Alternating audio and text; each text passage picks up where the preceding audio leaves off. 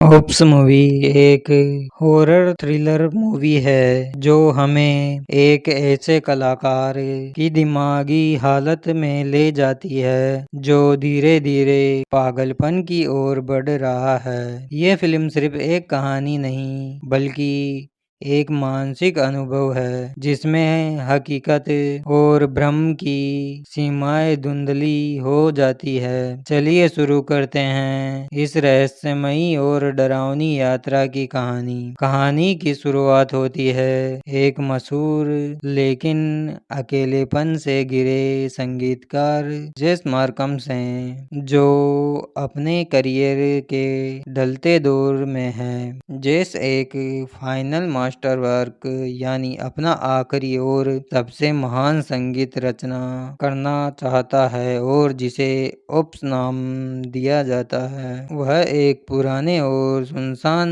से दिखने वाले म्यूजिक स्टूडियो में काम करने लगता है जहां वह खुद को दुनिया से काट लेता है। यहाँ से फिल्म का टोन डरावना और असामान्य होने लगता है। जेस को लगता है कि ये स्टूडियो उसे प्रेरणा दे रहा है, लेकिन बहुत जल्द चीजें अजीब होने लगती है। उसे आवाजें सुनाई देती है, रात के समय संगीत अपने आप बजने लगता है और वह अजीब परछाइयों को देखता है। वह सोचता है कि ये सब उसकी थकान का असर है, लेकिन हकीकत कुछ और होती है। धीरे धीरे दर्शक समझते हैं कि यह स्टूडियो पहले एक म्यूजिशियन का था जिसने इसी जगह पर आत्महत्या की थी और उसकी आत्मा अब वहां भटक रही है। लेकिन क्या ये वाकई आत्मा है या जेस की खुद की मानसिक हालत?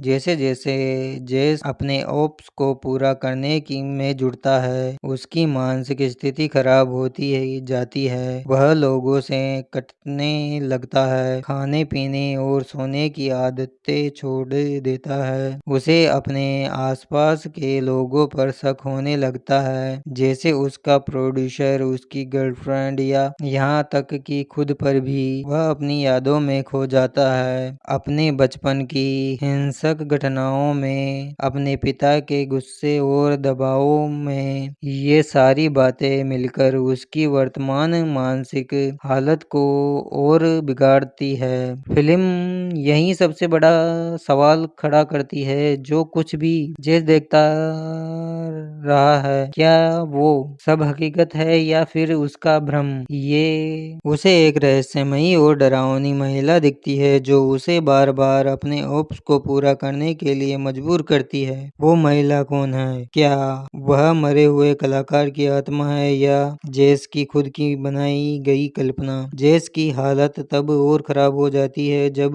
उसे यकीन हो जाता है कि अगर वो इस संगीत रचना को पूरा नहीं करता है तो वह मर जाएगा या पागल हो जाएगा। फिल्म के आखिरी 30 मिनट पूरी तरह फिजिकल हॉरर में बदल जाते हैं। जेस अपने ऑडिशन में जूझता है, स्टूडियो के अंदर और बाहर का अंतर मिटाने लगता है। उसे खून के धब्बे दिखाई देते हैं, वह खुद को घायल करता है और धीरे धीरे वहीं अपनी पहचान तक खो देता है। क्लाइमेक्स में वह ओप्स पूरा करता है, लेकिन तब तक वह मानसिक रूप से टूट चुका होता है। वह अपने स्टूडियो के अंदर बैठा है, चारों तरफ अंधेरा है और उसकी आंखें पथरा चुकी है। जैसे ही आखिरी नोट बजता है, स्क्रीन काली हो जाती है। फिल्म हमें ये सवाल सोचने पर मजबूर करती है, क्या कलाकार की सबसे बड़ी रचना उसका सबसे बड़ा विनाश भी हो सकता है? क्या हम कभी उस रचना को पूरा कर सकते हैं जिसे हम परफेक्ट मानते हैं? ओप्स एक ऐसी फिल्म है जो डराती कम है लेकिन दिमागी रूप से झंझोर देती है। इसमें हॉरर के साथ साथ गहरी भावनात्मक परतें भी हैं और यही बात इसे एक मास्टरपीस बनाती है। ओप्स देखने के बाद एक ही बात दिमाग में गूंजती है, क्या सबसे खूबसूरत कला सबसे ज्यादा तकलीफ दे भी हो सकती है? आपका क्या मानना है?